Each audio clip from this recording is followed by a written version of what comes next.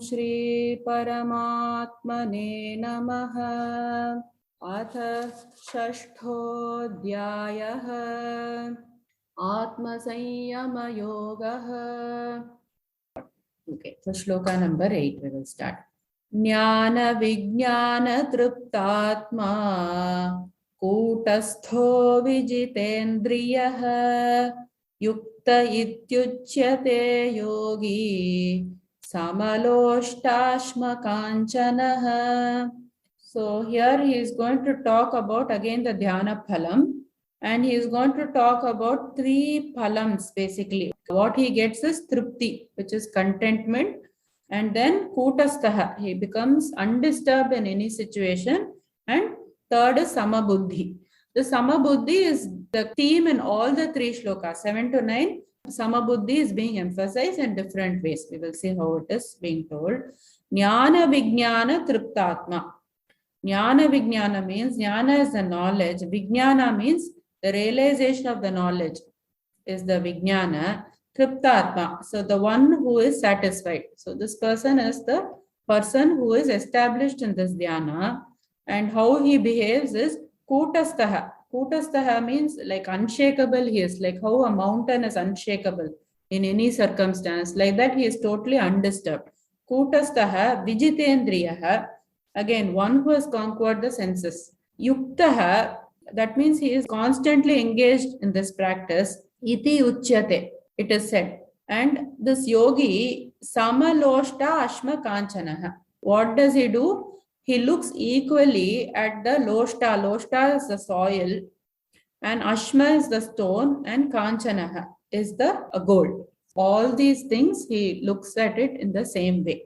So one more time we will see what it is. So we said that 3 qualities are being talked about. One is the Triptatma, the person who has got the knowledge, Jnana and the Vijnana, he's got the knowledge and he's got the realization. Triptatma, he becomes very satisfied, and Kutastaha, undisturbed, and Vijitendriyaha. These are all the qualities describing this person. Yuktaha, he is the one who is united in this. Iti uchyate yogi samaloshta ashma kanchanaha. So he treats all these objects same. So last shloka they talked about the Samabuddhi, but they talked about it in terms of like the situations or the circumstances. And here they are talking about in terms of objects. So all the objects are the same for him. He doesn't give any value, so much value or attachment to gold, or like anything which is very cheap also. He is not having a very low opinion of it. So he is equal to all these objects. The general translation becomes, the yogi who are satisfied by knowledge and have conquered the senses remain undisturbed in all circumstances. They see everything, dirt, stones and gold, as the same. Shloka number 9. Suhrin mitraryudasina madhyastadveshya bandhushu. So we have to tell in one line with very less pause. We are not going to break this. Suhrin mitraryudasina madhyastadveshya bandhushu sadhushvapi cha papeshu samabuddhir vishishyate. So here he is talking about 9 different kinds of people. Suhrit, that means he is the well-wisher. Okay, and Mitra, he will be the friend. Ari will be the enemy. Udasina, he will be the neutral person. Madhyastha, he will be the mediator. He will not have any specific opinion. Dveshya, Dveshya is the person who hates. In one interpretation, it's also that the person who hates themselves. Dveshya. Bandhushu is the relatives. Then Sadhushu, sadhu or a pious person, and papeshu, that means a sinner. So these 9 people are being mentioned here. Suhrit is the well-wisher, Mitra the friend, and Ari the enemy. Udasina is a neutral person. Madhyastha is the mediator. Dveshya is the envious person, the hater. Bandhushu is a relative. Sadhu is the pious person, and Papeshu is the sinner. So 9 people are being mentioned. Samabuddhihi vishishyate. So this person has the equal vision towards all these people.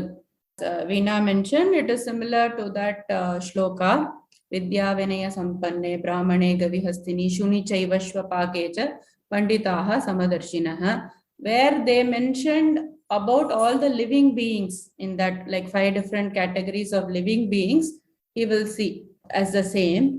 In this little twist is there that these are the people with different kinds of attitudes towards this person. So it is said that even for a Muni, so a Muni who will go to the forest and he will just sit there thinking, I'm not associated with anything, I'm just going to sit and meditate, like that he will go. For him also, it is said that 3 different kinds of people will come. Like one will be the friend who will say, oh, this sage is so nice and peaceful. Look at him sitting and meditating here so peacefully, like that he will say. One person will look at the sage and say, look at him. He is occupying one tree here and he is just sitting there all the time without doing any work. What kind of a person is he? Like that one person will say. One person will come and say, who cares? Let him sit for hours. I'm not bothered. Like that, he will be indifferent. So people will be there in different ways towards you that you cannot control. One will be your friend, one will be your enemy. One will like the things you're doing, one will not like the things you're doing. One will be neutral towards you. This is the way of life. But what is emphasized, you don't get disturbed by it. That person who is a jnani is not getting disturbed by other people's attitude. And he remains the same, knowing what? The foundation is the same for everybody. So if I hate somebody, I'm hating myself, like that. He knows the truth. So for him, only compassion will come. Enemy meaning not the enemy for him. If somebody looks at him as an enemy, for that person also, this person is the same. This person is not looking at anybody as a friend or enemy. Other people are looking at him as friends and enemies and so on. So that is what he will get, a peaceful mind. That means he is established in this practice. Also, it is said that this person who will have the maturity, that means in daily life, he is going to conduct himself naturally. But inside, he has a maturity to look at people with compassion. Like if suppose we say, okay, does the tailor measure you only once in your life? No, the measurements keep changing. We keep putting on weight, we keep losing weight. Like that, other person's mind also can change. We have some fixed ideas about certain people that, okay, they are only like this, like that, it should not be. That we should have the maturity to say that just like things change in my body also, in my mind also, that person also will change and things will be different. Like that maturity he'll have, and he will have compassion. So he will not have hate, saying that all this is bound to change, like that. And he doesn't get disturbed. That's the main thing. The main downside is people having different attitude towards you is you are disturbed. Main point is for you not to be disturbed. Only then you can progress. The general translation is, the yogis look upon all well-wishers, friends, foes, the pious and the sinners with an impartial intellect. The yogi who is of equal intellect towards friend, companion, foe, neutral among enemies and relatives, and impartial between the righteous and the sinful, is considered to be distinguished among humans. So with this, he finished with the Dhyana Phala. Now he is going to talk about in shlokas 10 to 14 about Antaranga Sadhana. Yogi yunjita satatam atmanam rahasi sthitaha ekakiyyata chittatma nirashira parigraha. So here we will break it as yogi yunjita satatam atmanam rahasi sthitaha. What did we say? Antaranga sadhana means it talks about the time, place, the seating environment, etc. That is the preparations for the dhyana. So he is going to mention a few here. Saying here, yogi yunjita satatam. Yogi, this yogi yunjita should remain engaged in meditation satatam, constantly. Constantly, he says. Constantly has 3 meanings. Adara, that means very carefully and with devotion. And then Nairandarya, that means constantly, without a break, like that. That is also a quality of meditation. And Dirga, it should be long time. Adara means it should be done with devotion and carefully. Like it is something very precious, like that. Okay, I am going to do dhyana. Not like that. This is very important. I have to pay attention. Like that, you do it with devotion. And Nairandarya means you should constantly do it without a break. One day, okay, weekends off, like that, it is not said. You should have every day the same practice. One practice, if you take, you should do it every single day without a break. If you decide one thing, that must be continued. Then Dirga, can I do for 1 month and stop? Once I realize I'm a little bit peaceful, some people will stop. Okay, no, not like that. Any good practice till death you must do. These are the 3 points for Satatam. And Atmanam. Atmanam, that means you sit Rahasi Sthitaha. Rahasi means you are sitting in seclusion.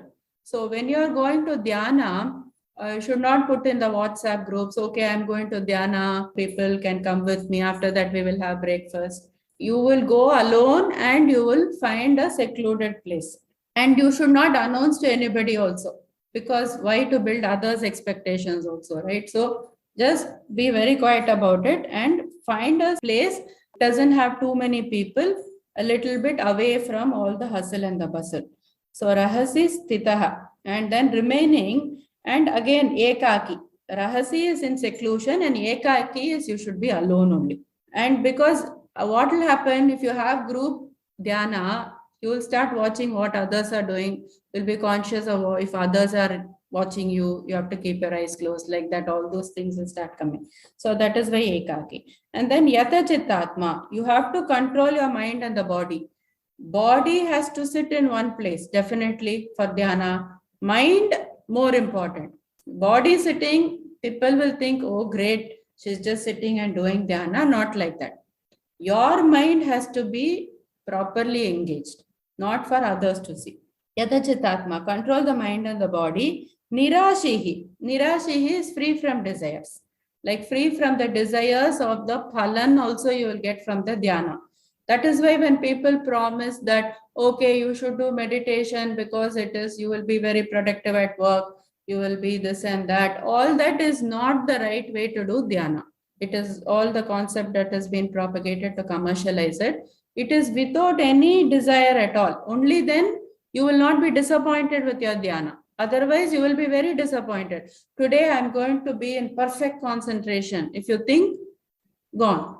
Then tomorrow you will not be motivated because you will not be in perfect concentration, suppose. So that is why you should be without any expectation for this dhyana itself. And aparigraha. This is very important for dhyana. You should be free from the desire of possession of anything. Aparigraha, we also saw in the Yama, Niyama, those things that Patanjali had talked about. Very important, because the mind, what is happening is acting on objects, and mostly the objects of the desire, right? So always if your mind is desiring something, it is very difficult to control your mind in dhyana. So this is what he is saying here. This is the antaranga sadhana. So what are the things he said? Rahasi Sthitaha. That means you should choose a place which is secluded, away from hustle and bustle. And it should also be a secure place. It should be a place which is secure as well as it is secluded. Ekaki, should go alone, and you should not seek the company of others. Yata Chittatma is control your mind and the body. Nirashihi, free from desires.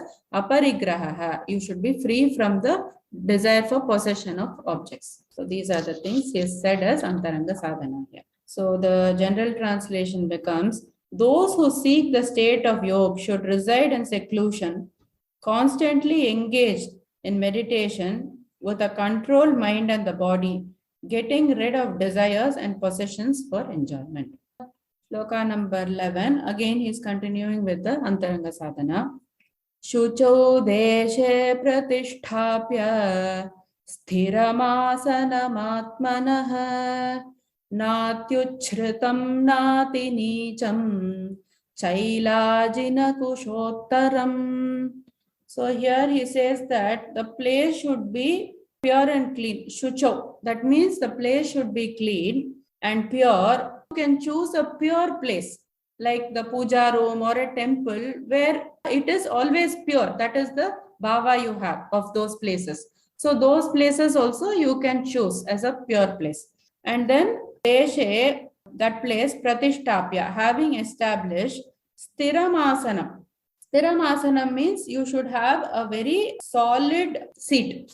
It should not be like something wobbly or very soft. And atmanaha, that atmanaha means it should be your own. Don't borrow it. Have one seat for yourself. And then na ati uchritam. That means it should not be too high. Na ati nicha. It should not be too low. It should not be too high. Don't sit on a table and meditate. And it should not be too low.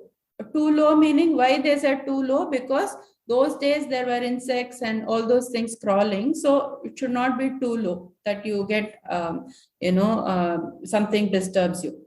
Chaila ajina kusha uttaram.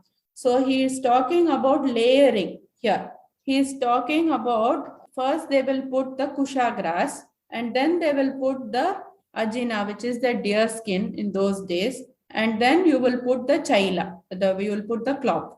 So like that they will layer. And why they layered is for two reasons, is to get the height and to get like a kind of insulation. Like if it is too cold, you are not affected by that. The cold or the heat doesn't seep into your body. So these were the things, but it is not mandatory now. Just find a seat which is neither too soft, not too hard, which is a little bit elevated. If it's too soft also, you will be too relaxed, you will sink in. So not like a foam or anything. It should be very basic and it should be little bit elevated. So the things he said was, it should be a seat which is your own. It should be in a firm place. The seat also should be firm, plus it should be in a firm place. And the seat should be a bit higher or elevated. The seat should not be very hard or very soft. You should have some kind of insulation from the ground, so you are not affected by the heat or the cold that will come from the ground. The kusha and the deer skin, and then they will put the cloth. And also the time he has not mentioned. What is the ideal time for meditation, people ask. So it is recommended like in the mornings, in the cusp, the times usually the sandhyas, very beneficial, they say. And initially not more than 20 minutes is recommended. To practice dhyana, one should make the seat in a sanctified place. The shucho, we saw that it should be a clean and a pure place. By placing kusha grass, deer skin and a cloth one over the another, the seat should be neither too high nor too low. Shloka number 12, same topic. Tatraikagram manah krutva yata chittendriya kriyah upavishyasane yunjyat yogamatma vishuddhaye. So here we will break the second line. Upavishyasane yunjyat yoga atma vishuddhaye. Tatra ekagram manah krutva. So he comes to the point here that you should do with what attitude, that is being told here. When you come to the dhyana, when you think that, okay, I have so many problems in this world, I will come to get the peace of mind from that. That is not the attitude for the dhyana. The dhyana, we said, we should come without the expectation for result, especially not for solving your worldly problems. That is not the right attitude. So you should come with the mind of just doing the dhyana. We tell our buddhi, we saw in the previous introduction, we tell our buddhi that don't make decisions, that I am not interested at the moment. And then you have to concentrate your mind. Ekagram means 1 point, agram means point. So mind should be withdrawn from all the activities mentally and physically. Tatra ekagram manah krutva. Tatra, there, ekagram, said one pointed, manah, mind, krutva, having made. Yata chitta indriyaha kriyaha. Yata chitta means controlling the mind. All this control has been emphasized again and again. You have to control the mind and you have to control your indriyas. Kriyaha, the activities of the mind and the senses have to be controlled. Upavishya asane yunjyat yogam atma vishuddhaye. Upavishya, so being seated, asane, on the seat that he described in the previous shloka. Yunjyat yogam, you should strive for the practice of this dhyana. Atma vishuddhaye, that is the most important point here. Why you are doing dhyana is for the purification of the mind. Once you have any thought which is related to the result, purity of mind will go away. So that's why the attitude for the dhyana is very, very important. Like we saw the example, right? Last session, the student was there who was doing the meditation very well. When the teacher said, I will give you the red or the blue shawl, you choose, that time his mind got distracted because he had to choose. Like that, the mind should not get distracted thinking about the other results of the dhyana also. You should only do it for the sake of doing the dhyana itself. So the main points he's talking here is ekagram. You point your mind in one. So you bring it to the focus and then you keep focusing on that. That was dhyana, right? Dharana, then dhyanam. Dharana was to bring the focus and then the dhyanam was to keep putting your mind. This off states will always come. On will come, off will come, on will come. It will keep alternating. But your effort is to bring the horse back and then say, no, I want you to be here. I want you to be here. Then with constant practice, like anything else, it will start to cooperate and it will not run away. Atma Vishuddhaya is very important, that you should do this for the purification of mind alone. So seated firmly, the yogi should strive to purify the mind by focusing it on meditation with one-pointed concentration, controlling all the thoughts and the activities. So shloka number 13. Samankaya shiro grivam dharayanna chalam sthiraha samprekshya nasikagram swam Tishashchanavalokayan. So here he is talking about the pose itself. So how should you sit? Patanjali says that sthiram sukham asanam. That's all he said. Whatever, it is not like he is not pointing to any pose. Whatever is comfortable and it is steady, that pose you should adopt for dhyana or meditation. And here he says, samam kaya shiraha grivam. So samam, he will keep it straight. What? The kaya, the body, shiraha, the head, and the grivam, the neck. All this should be in one line. It should be straight. It should be straight and erect. Dharayan achalam sthiraha. Dharayan means holding. Achalam, he should not move. Even if he kept it straight, you should not keep moving. Achalam sthiraha samprekshya. So gazing. Nasikagram swam. Nasikagram means at the tip of the nose, swam. And he said your own tip of, nobody else's tip of the nose, your tip of the nose. Dishaha, the directions, cha, and anavalokayan. That means not looking or turning in any other direction. You should point to the tip of the nose. The interpretation is, you don't have to squint your eyes and focus on the tip of the nose. That's not what he is telling. Because in chapter 5, so he said, Parshan kritva bahir bahyan chakshushchaivantare bhruvoho pranapana samo kritva nasabhyantara charino. That means he said to put it in between the eyebrows. If you remember in the 5th chapter, he said put your concentration between the eyebrows. That also he didn't mean. Now pointing to the nose also is not saying it as a thing that you must do and you must squint and look at the tip of your nose. No, it should appear as though you're looking at the tip of your nose. That means you're not looking outside and you're not tightly shutting your eyes and you're not looking in other directions. You are only pointing in one direction with your eyes lightly shut. If you see the pictures and all that also for all the saints and all, the eyes will be lightly shut. It will not be fully open, it will not be fully closed, but it will be very lightly shut. Like that he is saying. And don't be focusing on any other direction. That is the main thing. So the points he said is samam kaya shiraha grivam. So keeping all the things, your body, the head, the neck, everything straight. Be unmoving and be still. Look at the tip of your nose with your eyes lightly shut. That is And dishascha anavalokaya. Don't look in all the other directions. The meaning is he must hold the body, neck, and head firmly in a straight line, and the gaze at the tip of the nose without allowing the eyes to wander. Number 14 is the last of this Antaranga Sadhana. Prashantatma vigatabhihi brahmachari vrate sthitah manas sanyamya machittah yukta asita matparah. So here we will break Prashantatma vigatabhihi brahmachari vrate sthitah manasamyamya machittah yukta asita matparah. He's finishing the topic of the Antaranga sadhanas. He says here some qualities he's giving here. Prashantatma, that means you should have a serene mind. Don't come to the dhyana with a lot of emotions.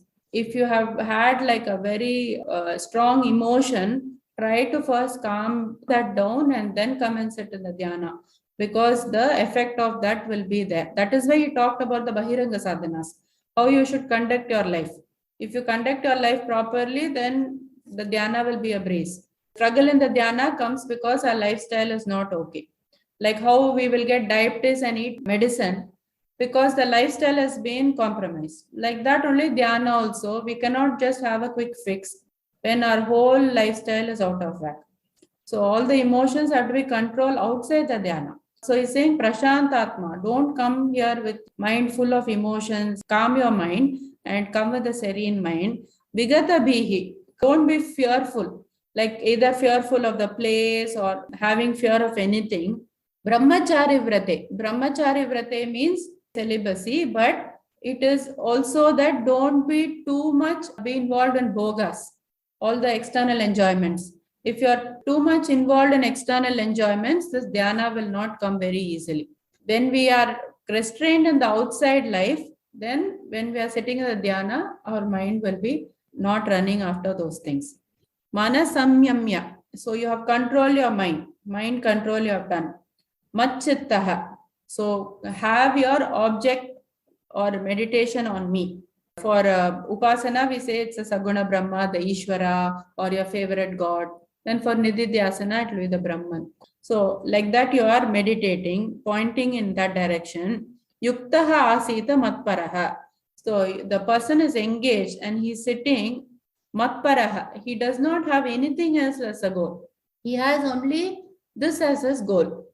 He's not doing meditation for anything else. He's only doing meditation for the sake of meditation, keeping the focus on the Ishvara or the Brahman. So Machittaha is very important here.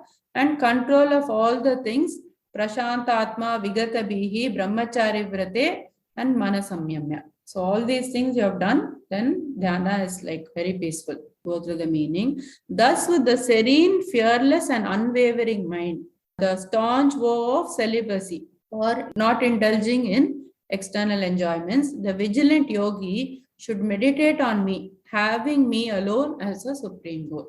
Here we will do summary of the Antaranga sadhana, some things that Krishna has talked about, some things which are implied. So first is the place itself. The place should be secure, it should be secluded, and kala, time we said, like better to do in the morning, evening, 2 times 20 minutes, that was just added. Then asanam, the seat, how it should be firm, it should not be too low, it should not be too high, it should not be uncomfortable, it should not be too comfortable, that seat. And sthira sthitihi, or the posture of the body, should be erect and straight. Your head, your neck, everything should be straight. And prana samyam, you are equaling the breath. And indriya nigraha, that was always told, that withdrawal of the senses from the external world. And mano nigraha, that is withdrawing the mind's role in other external things, that was also being said. And then the buddhi sthiti, that is buddhi should not have any planning when you're sitting in meditation. And buddhi nishchaya, that I am convinced about the meditation's benefit. Like I'm not thinking about the fruits, but I know that this is going to lead to the purity of the mind, like that. We will close with this.